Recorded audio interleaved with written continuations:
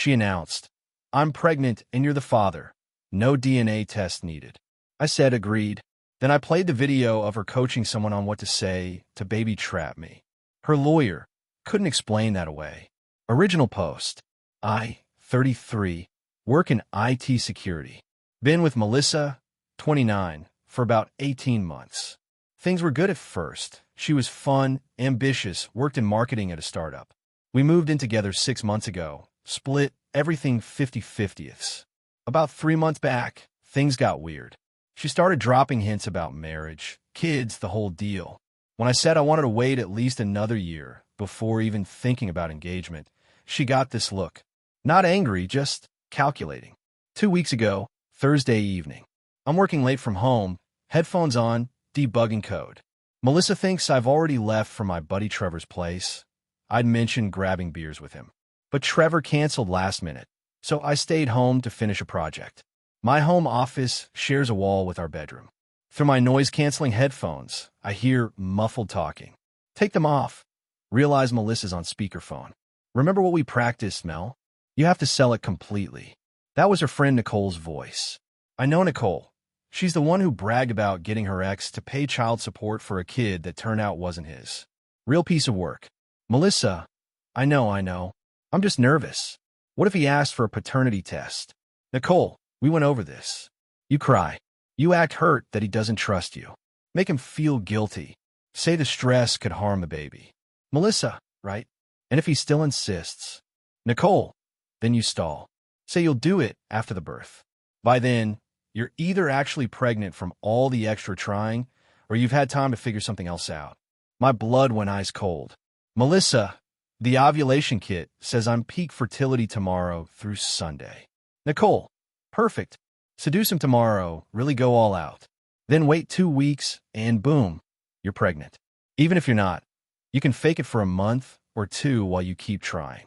Melissa, God, I hate that he's so careful with protection. Nicole laughed. Girl, that's why I told you poke holes. Did you do it? Yeah, the whole box. He'll never notice. I'm sitting there frozen. Then I remember, I'm in IT security. My computer is always recording when I'm working. Security habit. I pull up the audio, boost the gain. Crystal clear. They kept talking for another 20 minutes. How Melissa would handle my family, how to get me to propose quickly for the baby, how she'd calculated child support based on my salary that she'd found in my tax documents. I saved everything to 3 different cloud services, emailed it to my personal accounts, and put on 2 USB drives. Then I acted normal when she came out. Hey babe, Trevor bailed. Want to watch something? She smiled, kissed me. Sure. Actually, why don't we have an early night instead? The seduction attempt started right then. I played along, but claimed I was exhausted from work. She looked frustrated, but didn't push it. That night, I slept on the couch, claiming back pain. Friday morning, I called in sick to work and went to see my lawyer brother, Anthony. Update 1, 3 days later. After meeting with Anthony, I had a game plan. He said the recording was admissible since it was in my own home and I was party to the space where the conversation occurred. But he suggested getting more evidence. Friday night, Melissa went all out. Lingerie, candles, the works. I played along until the critical moment, then claimed sudden stomach issues and locked myself in the bathroom for an hour. She was pissed. Saturday, she tried the emotional approach. Don't you love me? Don't you want me? Is there someone else? I assured her everything was fine, just work stress and feeling sick. Meanwhile, I'd already found a studio apartment and put down a deposit. Moving truck scheduled for Wednesday when she'd be at work. Sunday night, she made one more attempt. This time, I couldn't avoid it without raising serious suspicion, but I brought my own protection that I'd kept hidden in my car. She didn't notice the switch. Monday morning rolled around. I'm working from home, but actually packing stuff when she's gone. Then Wednesday happens. I'd taken the day off. Movers came at 10 a.m., had everything out by noon. Only took my stuff, left all her things perfectly arranged. Even left the furniture we'd bought together. But I did take photos of everything for documentation. At 2 p.m., I get the text I've been expecting. Melissa, we need to talk. I have something important to tell you. Me, working late tonight. Can it wait until tomorrow? Melissa, no. I'm pregnant. There it was. Me, come home. We'll talk. She arrived at 4 p.m., looking nervous but excited. I was sitting in the living room with my laptop. So pregnant, huh? She nodded, tears already forming. I know we didn't plan this, but I'm so happy. We're going to be parents. How far along? About 2 weeks, maybe 3. That's weird. We've been careful. The tears started. I can't believe you're doubting me. How would you think I'd lie about this? I opened my laptop. I don't think you're lying about being pregnant. I think you're lying about it being an accident. Her face changed. What are you talking about? I hit play on the recording. Update 2, the next day. The look on Melissa's face as she heard her own voice plotting to baby trap me was something I'll never forget. It went from confusion to horror to rage in about 10 seconds. You were recording me? In our home. My home, actually. Only my name on the lease, remember? And I was recording my office for work. You just happened to be loud enough to hear through the wall. She tried to snatch the laptop. I closed it and stood up. That's illegal. You can't record me without consent. Actually, I can. One-party consent stayed, and I was present in the adjacent room. Plus, it's my residence. My lawyer already confirmed. That's when she noticed the empty spaces where my stuff used to be. Where's your computer? Your books? You're gone. I moved out this morning. The tears turned to hysteria. You can't leave me. I'm pregnant with your baby. No, you're not. Yes, I am.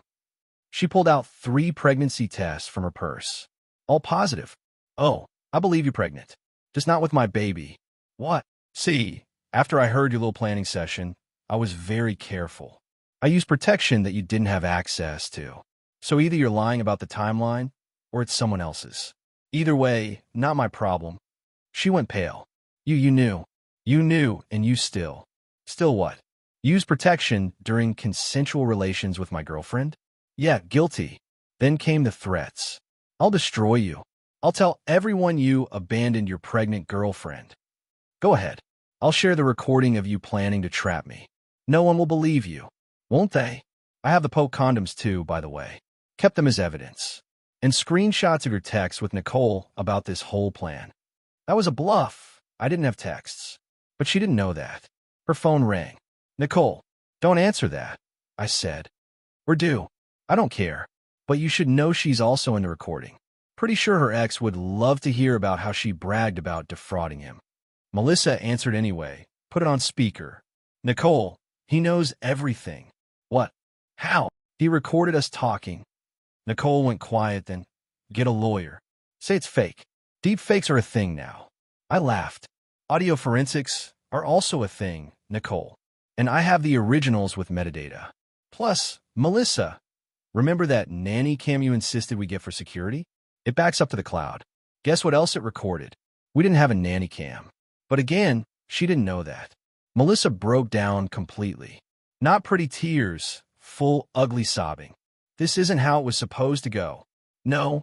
How is it supposed to go? You were supposed to be happy. To propose. To want this baby. The baby you tried to trick me into having? The one you were going to use for child support and alimony. She couldn't answer. You have 30 days to move out. That's legally required notice.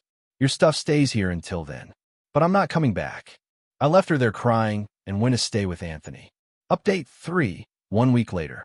The smear campaign started immediately.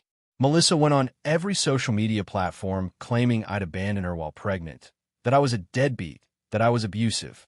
Some people bought it initially, but then Nicole made a mistake. She posted supporting Melissa, saying, some men can't handle responsibility. My ex was the same way with our daughter. I sent the recording to Nicole's ex, Roberto. Not my finest moment, but I was pissed. Roberto called me within an hour. Is this real? 100%. This lines up with what I suspected. Thank you. Turns out Roberto had been paying child support for 3 years. He immediately filed for a paternity test through the courts. Nicole tried to refuse, but the court ordered it. The kid wasn't his. Nicole had to pay back 3 years of child support plus damages. Last I heard, she was looking at fraud charges. But Melissa wasn't done. She lawyered up. Some ambulance chaser who took her case on contingency, probably thinking I was actually the father. Her lawyer, Mr. Brennan, sent a demand letter. Child support, emotional damages, and pregnancy-related expenses. Total, $50,000 plus monthly support. Anthony responded with a recording, the evidence of the tampered condoms, and a demand for a paternity test. Their response? Melissa would agree to a paternity test after the birth, due to health concerns. Anthony's response? Prenatal paternity tests are completely safe and non-invasive. We demand one within 14 days, or we'll consider this admission that my client is not the father. Then things got interesting. Melissa's mom, Dorothy, called me. Not angry, just sad. Ethan, please. She made a mistake. She loves you. Dorothy, she tried to fraud me into parenthood. She was desperate. She thought you were going to leave her. I wasn't, but I sure am now. The baby needs a father. Then she should find the actual father. Long silence. What do you mean? Ask your daughter who else she's been seeing. Turns out Dorothy didn't know about the plan. When I sent her the recording, she went ballistic. Not at me, at Melissa. Update 4, 2 weeks later. The truth came out in the most spectacular way. Dorothy confronted Melissa, who finally admitted the timeline was off. She was already pregnant when she made the plan with Nicole. The father? Her coworker Jason, who's married with 2 kids. She'd been having an affair for 4 months. When she found out she was pregnant, she panicked. Jason wouldn't leave his wife, so she and Nicole concocted the plan to pin it on me. Dorothy was disgusted. She called me apologizing profusely and offered to testify if needed. But the best part? Jason's wife found out. How? Melissa texted him in desperation after I left, begging him to leave his wife. He ignored her, so she texted his wife from a burner phone. His wife, Angela, called me. You're Ethan? The one Melissa tried to pin this on? Yeah. I'm Jason's wife, soon-to-be ex-wife. Thank you for exposing this. Can you send me that recording? I did. Angela filed for divorce the next day. Then Mr. Brennan, Melissa's lawyer, dropped her as a client. Turns out lawyers don't like being lied to about basic facts. Who knew? Melissa tried representing herself in court for the restraining order I filed. Yeah, she'd been showing up at my work. The judge listened to the recording, looked at the evidence, and granted it immediately. She actually asked Melissa, "Did you really think this would work?" Melissa tried to explain it was just talk, and she never meant it. The judge's response: "You tampered with birth control. That's reproductive coercion. You're lucky you're not facing criminal charges." Actually, about those criminal charges, Update 5, 1 month later. The district attorney's office got interested. Reproductive coercion isn't explicitly illegal in my state, but fraud is. And attempting to obtain money, child support, through fraudulent means definitely is. They offered Melissa a plea deal, probation and restitution for the cost of my moving expenses and legal fees. She refused, wanted to go to trial. Bad move. During discovery, they found texts between her and Nicole going back 6 months planning various versions of this. Not just with me, she had backup targets. 2 other guys she was casually talking to, both with good jobs. They also found she'd done this before. Her ex from 3 years ago, Kyle, came forward after seeing the case in the news. Same playbook, but he'd caught her before she could execute it fully. He'd been too embarrassed to report it then. The trial was swift. Melissa took the stand and tried to claim I'd led her on about wanting kids. The prosecutor played the recording where she explicitly said I wanted to wait and she needed to trap me. Guilty. Fraud and attempted theft by deception. Sentence: 2 years probation, 200 hours community service, and $15,000 restitution to me for legal fees and damages. Plus, she has to register as a fraud offender, which shows up on background checks. Her startup fired her immediately. No marketing firm wants someone convicted of fraud handling their clients' accounts. Nicole got hit worse. Roberto's case turned criminal. She got 5 years, 2 suspended, for 3 years of fraudulent child support claims. Jason's divorce went through. He's paying actual child support now, but only after the paternity test confirmed it. His ex-wife took him for everything else, though. House, cars, half his 401k. Final update, 3 months later. It's been 3 months since everything exploded. Here's where everyone ended up. Melissa, living with her parents, working retail. The baby was born last month. Jason's confirmed via court-ordered paternity test. Jason pays the minimum child support required by law and has made it clear he wants no involvement beyond that. She tried to appeal the fraud conviction, but was denied. Still owes me $12,000 in restitution. Nicole, currently serving time. Lost her job, her apartment, everything. Roberto got full custody of their daughter, who adores him despite not being biologically his. He chose to remain her father, just without Nicole in the picture. Jason, divorced, living in a one-bedroom apartment, paying child support to Melissa and alimony to Angela. His reputation at work is shot, probably looking at 18 years of financial struggle. Angela, Jason's ex-wife, doing great actually. Got the house, primary custody of their kids, and started her own business with a divorce settlement. Dorothy, Melissa's mom, apologized to me repeatedly. She's helping with the baby, but told Melissa she's disgusted by her behavior. They have a very strained relationship now. As for me, I'm good. Better than good, actually. The studio apartment is perfect for my needs. Work gave me a raise after everything. My boss was impressed by how I handled it professionally. Started dating someone new, Claire, a software engineer who thinks the whole story is insane, but appreciates that I protected myself. The $3,000 I've received so far in restitution went toward a nice vacation. First real break I've taken in years. My brother Anthony says I should write a book about this. Maybe I will. Lessons learned. 1. Trust your gut when something feels off. 2. Living in a one-party consent state is clutch. 3. Always use your own protection. 4. When someone shows you who they are, believe them. 5. Document everything. To anyone reading this going through something similar, protect yourself, get a lawyer, and don't feel guilty for exposing someone's scheme. They made their choices. And Melissa, since I know you're reading this, Anthony says you've been checking my social media with fake accounts. How's that trap working out for you now? Enjoy explaining your fraud conviction to every potential employer for the next decade. Peace out, Reddit. Thanks for letting me vent through this insanity. Edit. For those asking, yes, I got tested for STDs after finding out about Jason. All clean, thankfully. Edit 2. Stop delaying me asking for the recording. I'm not sharing it for legal reasons. The case is closed, but I'm not risking anything. Edit 3. To the people saying I should have manned up and raised the kid anyway, absolutely not. Reproductive coercion is abuse, regardless of gender.